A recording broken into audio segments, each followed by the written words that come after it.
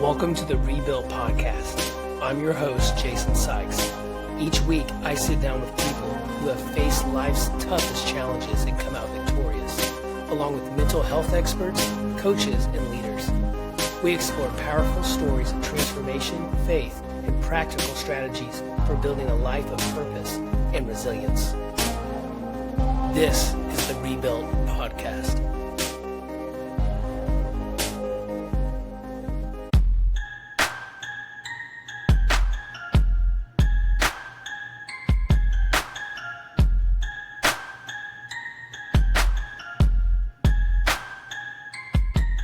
What's up, everybody? My name is Jason, and welcome to the Rebuilt Podcast. On today's episode, I got to talk with Chris Ackerson. Chris is the Southeast Director for Every Man a Warrior, and this is a great organization that's been helping men in our country and around the world.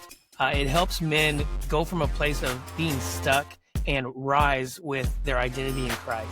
We have some great conversation. I'm really excited for you to listen to it. Let's go check it out. How you been? I'm great, man. Good. So you're relaxing on your back porch there? I am. Yeah, this is when the weather's right. This is my happy place. Now, where are you located? I'm in Chattanooga, Tennessee. Actually, a little town called Signal Mountain. Oh, nice. Now, are there mountains? So we don't technically qualify as a mountain, even though our town is called Signal Mountain, but we're definitely a level above downtown. Back in the 1800s, this was a place where people in the city came to get away from the heat in the summer. Very cool. You enjoy living there? I do. It's a little bit like Mayberry. Nice. We raised 4 kids here and really don't have any intention of ever moving anyplace else. Hey, you found your spot. That's great. We did. That's great. And your work allows you kind of to work from a lot of multiple places. Isn't that correct? Yeah, absolutely. So, I guess I technically home office from here, but I work all over the southeastern United States. So as often as not, I'm traveling, and even from here, if I want to go work someplace remote, a lot of what I do is this: I'm on the phone or on Zoom type calls quite a bit, so Right I can on. work from just about anywhere. Right on. Well, we're excited to get to know you a little bit more and get to know Every Man a Warrior project. I'm just looking forward to some good conversation. Great. So, hey, let's go ahead and start, if you will, just kind of at the beginning. Just tell us your backstory, kind of where you came from, and just what it was like before you got into the ministry. Yeah. So I joke and say a lot of us Southern boys who grew up going to church and all that, our testimonies, our stories are about 95% the same. And I grew up in Knoxville, Tennessee. Great family, going to church. Somewhere around maybe early high school, started kind of having one foot in the world and one foot in the church. And by the time I graduated, and I went to the University of Alabama, mutinied from Tennessee and went to Alabama for school. And nobody would have accused me of following Jesus or any of that. I hadn't denied any of my upbringing. It was just easy to kind of spend those years sowing the wild oats, as they like to say. And then after college, met the girl, got married. I was in the restaurant business, so I was living a lot of hours, late nights, those kind of things. We had our first couple of kids, and things started getting a little wobbly. Loved the work I did. Would work 80, 90 hours a week. Didn't bother me at all. I can relate to the restaurant business. Yeah. What So kind of restaurant did you work in? I always did full service. Okay.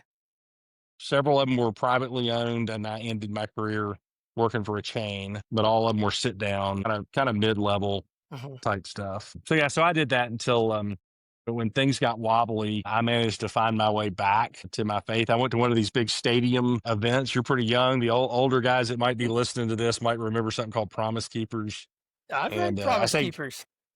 Yeah, it was a pretty awesome thing. I say God has a good sense of humor, because I defected from Knoxville and went down to Tuscaloosa for school, and it was in Neyland Stadium that I hear all these guys talking about what it looks like to be a good man, to be a godly man, and realize that what I'm doing is not working. And so I just kind of gave in to go, okay, I'll go back to the way I saw my dad when we were growing up, and so kind of made a new commitment. But the reality was, all I really knew how to do was go back to church.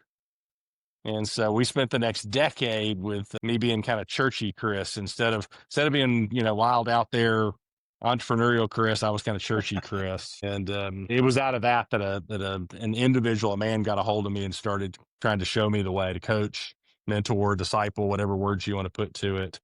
And that's what eventually I accused him of sneaking me into ministry, since that was never my plan to be in ministry. And so I've been doing some level of ministry, part time and now full time, for almost 15 years. Okay, that's great. Hey, you mentioned your your father, your past a little Yeah. bit. What was that like, kind of growing up? I really had an easy experience growing up. I hear a lot. I work in men's ministry stuff now, and there's always a lot of discussion about the wounds that men carry. And I didn't have any of the, big extreme wounds. Hmm. If I had a wound, it was probably just ease and mediocrity. Mm, And there's a lot of guys that I find in church, that's kind of their story. My dad was just solid. He had come out of a divorced family, which was kind of odd in his day. You didn't have as much of that, and had just taken a hold of his life and was a solid dad. He was a great husband. right on. Loved my mom really well. My mom was sweet. I had a brother that has disabilities, had special needs. And so, my parents poured a lot into that. I probably didn't appreciate that till I was older and had kids, what all they had done. Hmm. But they were just good examples. I mean, it wasn't necessarily that I wouldn't have known how to put words to this at the time, but my dad knew how to be a good example, but he didn't necessarily know how to intentionally train me up. Right. So I could watch what he did, but he didn't grow up with a dad that was around pouring into his life. And so he just did the best that he could. Sure. And so all that was life was pretty easy for me until the point when my marriage got rocky. It was like everything had just come to me relatively easily. And all of a sudden, when marriage got bad, for me, it was almost shocking. Like, wait a minute, this is supposed to be easy. And it turns out it was not so easy. Yeah. So, Yeah. No, I can definitely kind of relate to that as well. Like, my father was a good person. He owned a business and he started it, and so I never saw him much. yeah. So Yeah. unfortunately, even though he was a good man with things to share, he just didn't really share them. So, that's part of some people's story. It's not always extreme, but they miss out on some of the important things in life, and that definitely shapes who they become. Yeah. No doubt. Yeah. No doubt. I think some of us that have that kind of story, you hear the kind of bold, big story, right? The person that came from, major brokenness and overcame, and I love those stories, right? I think those are motivating. But sometimes I wonder, if it's more difficult in the long run sometimes for the guy that's been lukewarm. Hmm. I mean, how to break out of that, as opposed to Yeah. going from really Wow. rough to going, okay, I can overcome. And instead, it's like, I'm Yeah. just kind of average. Yeah. I know what you mean. Well, that's great. So yeah, you mentioned it was kind of easy until your marriage went on the rocks. Is that kind of one of the battles that God really met you in the moment? Oh, absolutely. Yeah. So that time in that stadium, right? So it's going rough in my life. I'm not really sure what to do. I of course watched my dad. Right. I've seen this great marriage that my mom and dad had, and so I knew there was a different way. And so in that stadium, the way I would reflect it. So I'm in Neyland Stadium. 65,000 guys singing "Holy, Holy, Holy" is pretty awesome. Wow. Right. And so I could feel the emotion coming up, and growing up in church, I'd been to church camps. I don't know if you know what Young Life is, but I was involved in the ministry called Young Life, where you go to these camps and, everybody gets you excited and fired up, and then you'd go home and just blow it pretty, Yeah. pretty quickly. Yeah. And so I can remember my discussion kind of with Jesus, I guess, in the stadiums. I'd found my way to the upper decks where I was kind of by myself, and my request was, "Hey, if I'm going to do this different thing, right? What I'm doing is not working. If I'm going to do what I'm hearing from these guys, could it not be so up and down? Could I not have these mountaintop experiences where I crash and burn, and could it be more slow and steady?" And so that was an important moment. And again, God's funny. We already had two kids. We weren't planning to have two more. And almost immediately after that conference, my wife announces she's pregnant. I'm like, you can't know you're pregnant. And she was pregnant. Turned out it was twins. We thought it was triplets for 24 hours. That Oh was my a little gosh. bit of a crazy 24 hours. And that's what led us to move back to Chattanooga, and specifically to move to our little Mayberry kind of community that we live in Yeah. now. But because I'd grown up in nice, easy, kind of steady Presbyterian churches, I went and joined the local Presbyterian church and took my family, right? Sure. How do you raise good Christian kids? You take them to church and drop them off at Sunday school and drop them off at youth group. And there's where I got that decade of really just kind of being in the pew. Hmm. I'd be on a committee and I'd be in a small group and I would do the actions, but it really wasn't engaging. It was not bad, but it wasn't good. I went right back to that kind of mediocrity, that just easy middle ground. Hmm. And after a decade of that, probably the next place where God challenged me was when this man came into my life. We did a series just as a men's ministry thing at the church that really challenged us. It was called Men's Fraternity, and challenged us in what was God's design for us as men. And it went back to Genesis and kind of unpacked that whole story of creation and what God intended for us. I don't know if I went back and watched it again today. I don't know if it had the same impact, but obviously God was at work on me in that process, because that just pulled on me. I was like, wow, this is kind of blah again. Hmm. It's good, but just okay. And if God really has something more for me, I would really like to find it. And it was out of that I connected with this guy. His name was Bernie. And it began a couple years of, sitting across coffee shop tables or diners or whatever. And he was not afraid to challenge me of, was I going to take my walk with Christ seriously and get out of this lukewarm pew sitting thing. And so he made a dramatic difference in my life, because he wouldn't let go. He would not let go and let me get away with just being an average Christian. I either Come needed to on. be all in or all out. Right on. Yeah. So tons of credit to him. And I, then, of course, he got into his mid 60s and decided to retire. And I feel like I woke up one day and all of a sudden I was in charge of this ministry he'd started. And I couldn't quite figure out how I'd gotten there. so you know firsthand how important, I mean, even before you stepped into ministry, how important mentorship is. Oh, absolutely. Absolutely. I mean, you see it all through scripture. I mean, probably one of the biggest places you see it is the Moses to Joshua kind of move, all that time they spend, and Moses then gives that great handoff to Joshua to go and take the people into the land. But you just see long-term training and input from an older, more experienced man who's following God to pass that down to somebody else. And we could probably sit here and pull a dozen other examples out of the scripture, but that just appears to be God's plan. And then, of course, that's basically what Jesus did with his disciples. He spent time with them. He invested in them. He didn't let them off the hook when they said stupid stuff. Yes. He challenged them with hard assignments. And when it was time, he kind of let them loose, right? Sent them out away from him and let them go experience things on their own. And so I just think that's a model that works. When I think it's so critical in today's age, why it's important for you and I to do what we're doing, because there's a Yeah. leadership crisis with young men today, and mentorship is so important for these guys. So yeah, that's great. I love it. So yeah, let's continue on with your story. So you got involved. Is that how you got involved in ministry, or was there something else that happened? Yeah, no. So that's what pulled me in. My mentor had started a local ministry. It was kind of in response to the Promise Keepers. He said what he saw was all these men would go to those big stadiums and get fired up. The same thing I was kind of worried about. And they'd go back to their churches, and the church didn't know what to do with them. Yeah. And so his mission was to help churches develop truly effective ministries to men. And so I got in the middle of that kind of stream. But the problem was churches weren't that cooperative and men weren't that cooperative. And so you'd get some good results. You get some guys that would listen, and you might get a church that would try some programmatic stuff over time. But it was tough sledding. Jesus never promised us things would be easy. And That's true. the world is working against men. We do, in fact, have an enemy that doesn't want men to find their way to Jesus. And so we were kind of working our way through that, being a small business guy. So I kind of left this part of the story, but I left the restaurant business after a couple years after our twins were born, and went through some sales career stuff. Took a run at a multi-level marketing. I almost think that's part of the baptism of fire for business people. Eventually started a small carpet cleaning business that I still own. Okay. 21 years old this month, so pretty excited about Wow. that.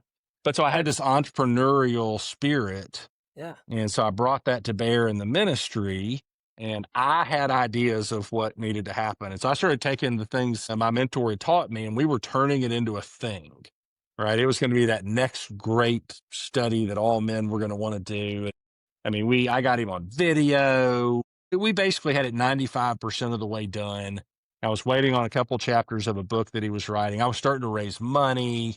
This was going to be the thing. And he goes off to visit his son in Colorado, and they wanted to go to this, the ministry called the Navigators has a headquarters out in Colorado Springs. It's beautiful. It's right up in the mountains, and they wanted to stay there. And so in order to stay there, they had to sign up for something. And happened to be a random men's thing going on, and he signs up for it. And he comes back and he's got these 3 books that he says, this is what we're going to do now. And he's just found them a weekend before. I don't know what they are. I'm pretty irritated that, I've just put 2 years of effort into this thing that's supposed to take his teaching. But he says, look, the things we've been teaching men, the picture we've been painting of what disciple making should look like, and in particular, what it should look like for men, we've been talking about it. This thing I found is going to put feet to it. And it was, of course, Every Man a Warrior that I work for now. So And that was kind so of the building of it, right? well, I mean, it had been built. It had been written and started. It was probably, I don't know, 2-3 years old at that point from the Okay. time it had launched. And I was very skeptical.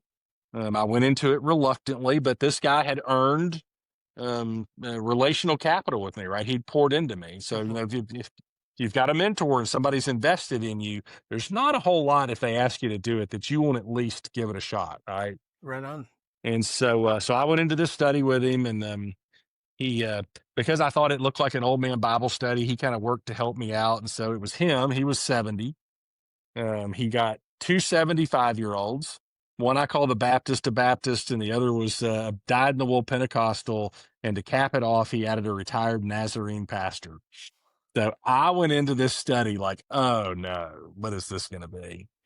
And we start into Every Man a Warrior, and it begins to teach these basic skills, and that's how it presents itself, and its approach is, we're going to go back to the basics, and this is blocking and tackling. It's almost football season, This is Newt Rockney Amen. with the football when he would say, "This is a football," to start everything off, and so We we just start won't mention learning. that you went to Alabama. Yeah, roll tide, baby. So we start doing these simple, basic things, and there's a part of me that's going, "Hey, I've been in church my whole life. I already know all this stuff." And again, kind of a judgmental attitude going into it. But we're in our group, and we would meet once a week for this thing, and we'd do stuff in the books that come with it, and we would have quiet times that were assigned to us. So it's a process. And we go in one morning, and the Baptist to Baptist guy comes in, and he slaps his book down on the table. And he says, no one's ever taught me this. And we're all pretty curious because he's the Baptist to Baptist, right? Whoever the guy is in your life that you look at him at church or wherever and go, man, that's a guy that follows God the way I want to. That was this dude. So we're really curious what he means. And what he tells us, Jason, is that he says, look, for 50 years, I've faithfully gotten up and had my morning quiet time because I'd get up at, 5:30 in the morning. I'd read my daily devotional. He liked a guy named Oswald Chambers, who has a book called My Utmost for His Highest, second best-selling book after the Bible. Wow. All old guys all know it. Guys your age have no clue. You ought to go look it up. Yeah, I'll But have it's to a do that. 365 day, devotional thing. He said, I'd read my Oswald Chambers. I'd look up the scriptures. I'd spend time in prayer and everything about that, a good quiet time. He said, except what I've realized going through this Every Man a Warrior, this basic training, is that all these years I've been reading Oswald Chambers' quiet time, and nobody taught me how to have my own. And Wow. as an old Presbyterian boy, we're not typically as familiar with the Holy Spirit moving on us as maybe some of our brothers from other traditions. But man, it was like a squeeze inside me that said, Chris, you need to pay attention. That there's something, if this 75-year-old pillar of the faith can humbly admit that he might have missed something, you probably should pay attention. And yeah, Jason, I would say that was the day that if there was a big turn in my life, at least in my faith life for sure, that was the day that I began to pay attention and go, okay, maybe God's got something different for me if I'll just be humble and listen. Wow, that's so good. Yeah, So just to, I want to come back to your journey there, but you sure. said something very interesting. Obviously he said, no one taught me how to have my own. So can you kind of, in your opinion, elaborate on that? What do you think it looks like? Because obviously when you said that, that got me to thinking, you know, a lot of people, and don't get me wrong, devotionals are great, but a lot of people do that. I've been there myself where you read the devotional, you go through the steps, and then that's your quiet time, but it's not yours. It's written down for multiple, whoever reads it. So what's your opinion on that? Well, so I would say the same thing as you. I think there's a lot of really good stuff out there. We learn things from other people in their Sure. walks with Jesus, but I did not understand until he said that, and then I began to apply myself to a personal walk. I don't know that I can explain it. I think a man has to experience it. But we say in Every Man a Warrior that there's three reasons why men fail in their Christian walk. And the first reason is that no one's ever actually taught them how to do it. All right. We don't know what it looks like. So the other 75-year-old, the died in the wool Pentecostal, at some point, one of our chapters, some question in the book, I gave some really churchy answer, right? Because I've got all this good churchy head knowledge in my head. And he leans back and looks at me and he points at me and he says, you're a churchian and no one's ever taught you how to be a Christian. Dude, I'm running a ministry at this point, and this guy's just peeled back all the covers that I'm using to try and hide who I really am. I mean, he just called my number. Come on. So I usually describe to people when I'm trying to tell them what Every Man a Warrior is. It's the basic training if you're a military guy. It's first day of Pee Wee football practice, an athlete. It's the 100 level class that we didn't get, and the school took us on to 300 and 400 level teaching. I had to back up and begin to learn these things. And so in Every Man a Warrior, the books are great. The books do an excellent job. They give a good track. But what changes guys is as we follow that track, they're having 4, 5, 6 quiet times a week that are assigned and they're held accountable to. Right? They're taught the skill and expected to practice it. Mhm. And we learn to memorize scripture. You're expected to get it done. We actually hold each other accountable. And we learn a method of prayer. I was amazed at myself, and I'm amazed at how many guys in the church we can say a good, open the meeting prayer or a good dinner prayer. But as far as a true personal prayer life, it's usually it's missing in way too many men. I mean, so we lay those foundations down, and just the more I did it, God responds. He promises that He will meet us if we seek Him. He promises us we'll find Him. And I just didn't know that I didn't just showing up at church or going through another good Bible study or a devotional that it wasn't everything He had for me. So is there like an actual point where you knew that Every Man a Warrior was more than just a Bible study? Well, I mean, I think it started with those early comments from those guys. I at least knew it was something different. I tell people all the time, though, I think it was probably my third time through. Mhm. It's built into Every Man a Warrior. We're very intentionally training guys, not just to go through the study, but part of learning something is going on and teaching it. And so we work very intentionally to get guys to go on and lead their own groups. We think about 30 to 50% of the guys that go through the whole process go on and lead. And so I listened to that, right? My mentor held me accountable and I went and led a group and it was good. And not a single guy from my first group went on to lead a group, right? So we treated it kind of like another Bible study, but I still bought in and I led another group. And it was somewhere in that third time through that I think I had been in the Word enough. I'd been having these personal times with God. My own prayer life was growing. That what I think God was doing was tearing down these religious walls, that churchianity piece that guy accused me of. I think it took a little while to tear those walls down. And so I would say probably my third time through. So a couple years into me being a part of the process. I was totally sold out. I was no longer just doing it because it was the process we were doing. I was sold out on what it did for me and the things I'd seen it do in other men's lives. That's great. So, for men listening right now who maybe feel alone, could you kind of Yeah. describe? I mean, obviously, you've seen it multiple times with this ministry. Yeah. Can you kind of describe what it looks like for that person to take that first step? Maybe they're hesitant, maybe they're afraid. What would you say to them? Yeah.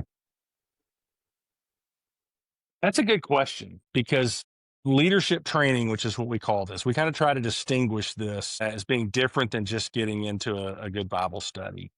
And so, one, it's going to take a little guts, right? Recognize that this walk with Jesus is not, he never promised that it was going to be this smooth and easy road. He told us there would be trouble. And we hear things in the Gospels. In Hebrews, there's a verse, Hebrews 12:11 says, no discipline seems pleasant at the time, but painful. Oh, Later on, however, it produces a harvest of righteousness and peace for those who have been trained by it. And I think that's a great verse for a guy who's feeling that tug that he wants something else. There was a George Barna study one time that kind of mapped out stops along the way in our spiritual walk. And there was this one stop that he called holy discontent. And I think there are a whole lot of men out there, maybe like me, they're kind of floating around in the church world.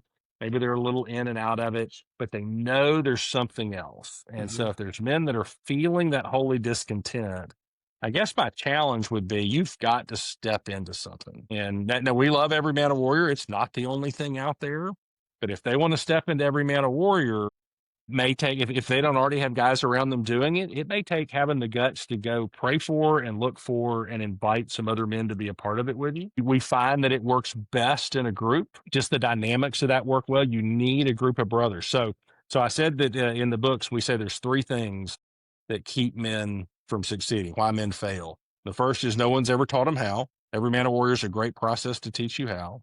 The second is we do in fact have an enemy that doesn't want this to happen. So if you don't come from a background where you understand that that's real, Mhm. that the enemy will use the world, he'll use our circumstances, he'll use our past, he'll use everything he can to stop us. So recognize it's a fight. And then the last one is we don't have anybody to hold us accountable. And this is why we really encourage guys to do this as a part of a group. It'll work one-on-one. Like you and I have talked about, both of us have mentors. That may be one of the places where a guy finds a step in is there an older guy that can pour into him? What I hate about giving that advice, though, I think we have to be careful with that, is the unfortunate thing is, especially if you're a younger man, say a guy your age, and somebody says you need a mentor, and you're thinking there's just guys waiting to mentor you, they are not. The guys my age have not, we weren't mentored in most cases, right? I had an exceptional life in the fact that I got a mentor like I did. And the guys my age have never been taught either. And so they're afraid. They don't know how to mentor a guy. And that's why having a process, something like Every Man a Warrior, can be so important because it's a checklist. You Yes. know, it's just to do these things. We men are not that complicated. We're Give habitual us clear creatures, really. Give us clear instructions, tell us exactly what you want us to do, and don't let us off the hook when we don't do it. That's very true. Isn't that true? Yeah. So I don't know how well that answers your question for No, an it does. individual guy out there who's on his own. That's a challenge in our world. One of the ways the enemy is after us right now is all these statistics that tell us how lonely guys, particularly in your generation, loneliness is out of control apparently. Yes. And so here's where guys like, in my generation, or guys like you that are stepping up, we've got to help pull these guys out of that. We've got to tell them there is another way and not leave them there. And that's a big task, Jason. Even things you're stepping into, this is a big task. Yeah. Yeah. And I like how you mentioned, brotherhood. It's Mm, accountability. That's something that resonates very big for me. That's actually how I got started. Was somebody once told me that you're the average of the five people you surround yourself with. And after I heard that, I dumped all my friends. So I got to be some better people. And best decision I ever made. But no. I'm in a lot of fitness. And one time I was working out with a group, and the guy said, would you have, I mean, he just killed us, just completely destroyed us that day. And it was great. But he said, would you guys have worked out this hard if you were by yourselves? It was like, Yeah. no, no, you got your brother Yep. pushing you right there. And that's kind of how I started my program as well. Is, I have an online brotherhood as well. It's just something about it where you have other people who either are going through what you are going through or have Yeah. been where you have been, that just give you some sort of hope. And I absolutely love that Every Man a Warrior has that brotherhood, that accountability, Yeah. that reliability. That's just so good. And we're not meant, God didn't mean us to be alone. Right. He says, where two or more are gathered, iron sharpens iron. I mean, we could go through the book Yeah. many times. He says things just like that. And you hit the nail on the head with today's generation. You can literally work from home, get your groceries online, never Yeah. have to have any type of communication. And now they got this ridiculous AI where you can have relationships with That's right. robots. It's like ridiculous. It's like, Mm, no, we were meant, our God is a relational God, and yeah. he wants us to have relationships. So yes, absolutely. I love it. We live in a crazy world with those things. And this is why, so our Crazy. kind of our tagline for Every Man a Warrior is we help men everywhere walk with God, succeed in life, and spiritually multiply. And that succeed in life in the middle, the other way we express a lot of times is we've got to help men win the battles they face every day. And these battles Yeah. are real and practical. So, like our second and third books take these skills that we've taught, the quiet time, the scripture memory and meditation, and the prayer, and begin to apply them to areas where men are really concerned about wanting to succeed and fearing to fail. So, we look at marriage and raising kids. So, primary relationships. If you're a single guy, studying marriage is important. Don't skip Yeah. that, because you know what? I've learned this. There's a whole bunch of good Christian women out there that are really irritated they can't find a real Christian man. They find a bunch of guys calling them, who are probably legit Christians, but they've never really been trained how to walk as a man. So Yep. you want to study that. You want to study what it looks like to be a good father, and because that's another thing. I tell the single guys, if you want to move up to the top of the list with the single Christian girls, you need to get some good training. But also, when you look at what God intends for us to be as fathers, even if you're not there yet, you'll end up unpacking your own childhood. And Yes. so we're helping guys do that all in the context of a personal walk with Jesus. They're having quiet times. They're going to the scripture to see where answers are. And so we unpack those things. We unpack money and work and sex and moral purity. Moral purity is a huge thing. They say the statistic now is out of men who regularly attend church, which I think their measurement was like if they went to church 2 times a month, they considered that regular. They say 7 out of 10 men going to church regularly have a major problem with pornography, and 5 out of 10 men in the pulpit have a major problem with pornography. I mean, it is a demon in the middle of us as Christians that the Yes. devil's using to tear us down. And so, with the right skills, you can learn how to push that out. In fact, we've got actually have a fourth book that's what it's focused on. It's called Every Man a Pure Warrior, and we're taking all those skills that have been learned in the first 3 books and helping men put those to work again, but to go after addictive behavior. Hmm. And while pornography is kind of the big, gorilla in the room these days, it doesn't matter what the addictive behavior is. Whatever you've put ahead of God, if you spend time with Him, you can push that out. The author says you worship your way into an addiction, you have to worship your way out. Hmm. And I thought that was such a powerful statement. So, yeah, so we just want to help men in practical ways. We want them to live their practical life here in the world Yeah. with skills that come from a personal walk with Jesus. Well, and if we were to even break that down further on like a daily basis, you and I can both agree that the habits make who you are. And Yeah. so, in your opinion, from what you've seen, maybe even your own personal life, what daily habits and disciplines would you say would be a good anchor for transformation? Oh yeah, that's easy coming from our Every Man a Warrior side. It is a daily time with God. We will teach you a structure for how to do that because that helps men learn. But it's just the consistency of doing it. I like how you brought up working out, right? That you come from the fitness world. How do you build the muscles and the strength and the endurance? You do it through reps. You do it over and over and over again. And when it hurts, you do it a little bit more, right? That's right. That concept is the exact same thing for us, even in our walk with Jesus. Hmm. And this is what I think makes Every Man a Warrior work. Yes, the topics are good and important, but it's we're getting men to have this time with God. By assignment in our process, they're going to have anywhere from 4 to 6 quiet times a week that a guy the next week's going to look in their book and see if they made notes on this time, right? So there's a little bit of the the accountability that's in there. When we talked about doing things with a group of guys, you don't want to be the guy that didn't get the work done. And if you know somebody's going to check it, right, you'll do it. And so it kind of sneaks up on guys, Jason. It's been interesting to me when we have our groups and once we start that quiet time process, every time we get together, not only does somebody check to see if you've done all the breadth of the work that's been assigned, every guy has to share one of his quiet times. And there will come a time, it might be in the first book, it might be in the second book, but there'll be a guy that probably kind of like me when I first went through it, going through the motions. We're doing the work because we said we would. And so when we share our quiet times, if you're a churchian like I was, you give some kind of mini sermon to show how Yeah. holy you are. But if you're brand new to it, you're probably a little rough and not quite sure what you're doing, right? And so it may be a little dry, but there'll come a day for almost every guy that I'll see them now, that the kinetic energy in them, you can tell they've had a quiet time where the God of the universe, through his word, met them in something that was personal in their lives. Hmm. And it's the fish. I could use a fisherman thing on this. The hook is set, right?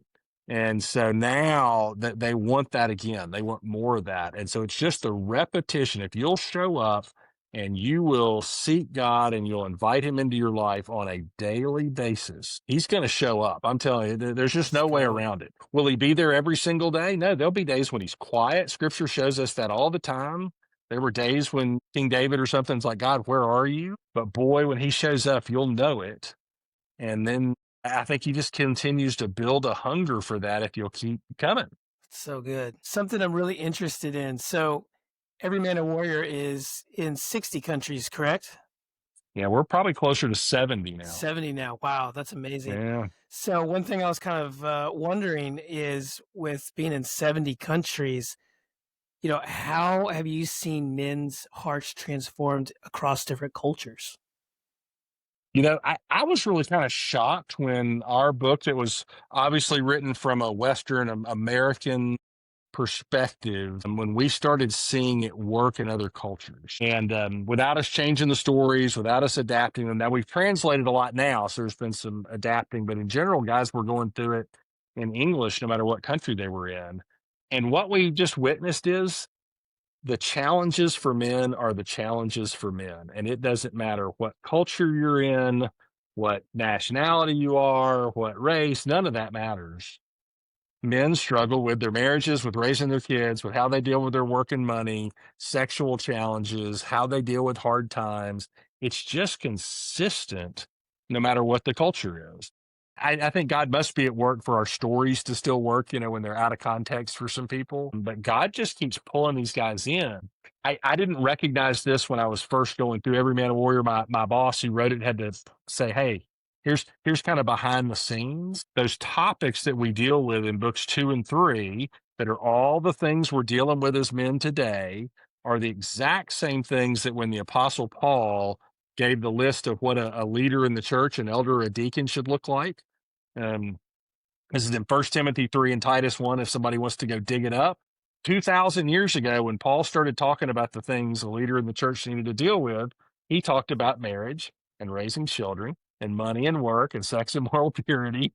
And so the things we're dealing with in Every Man a Warrior, while they'll attract a guy because there is real life issues, it's really a biblical template for developing a leader. And so because it's biblical, to answer your question, I think it translates to anyone because Jesus is for anyone, no matter where they're from in the world. Right on. That's great. So, looking ahead, what do you see the future? You guys got anything in the long-term plans or in the short plans? For Every Man a Warrior, it's not so much about, what's the next thing. It's who's the next man. In fact, at a micro level, that's what I think we're helping the churchians for sure, like me. I like that. Our tendency, even in our churches, is we'll get a good program or a good Bible study. And when we're finished, we check the box and ask, what's next? Every Man a Warrior is about getting men to ask, who's next? And so our growth around across the country and around the world, most of it has really happened organically. So it's men that have gone through, like I said, we think 30, maybe as much as 50% of the guys that go through all three books go on and lead their own group. That's what we continue to work to foster. We do keep working harder at how do we help guys start well. Because we watch, you'd see groups that didn't go well, right? Or they fell apart, or a lot of times in churches, they would try and fit it into their normal church programming, and it's not the same. It requires more of an investment of time and things. But if we can coach guys as they get started as leaders, how to be effective in their groups, we see more of this multiplication happening. And so if there's anything that we're specifically working on, like we just released some new training videos that are specifically targeted at a man about to lead his first group, whether he's been through it already or if he's starting from scratch, because you really can start every Man a Warrior from scratch. And so we're doing training things. One day we might do a podcast to help walk through with guys, hey, in chapter 1, these are the things we're dealing with. These are the challenges you may have. But we've definitely realized that our primary focus is not just on getting more numbers of guys to go through every Man a Warrior, but it's in developing leaders. That's the hero in our story, is the man that's willing to step up and lead a group. That's good. I like that. Yeah. Great. Well, I definitely respect your time. I thank you for taking the time out of your night to do this. Yeah, Jason. I know that it's going to bless lots of people, and I'm so excited for people to hear this. I guess if you could just leave us with one thing. I mean, you've said so many good things, but if you could just kind of leave us with one thing, whether it's someone who might be on the fence about, receiving real change, maybe they're interested in Every Man a Warrior, maybe, maybe they're looking, they don't know Christ and they're looking for something, or maybe they feel that they failed too much. If you could just kind of leave us with something, what would that be?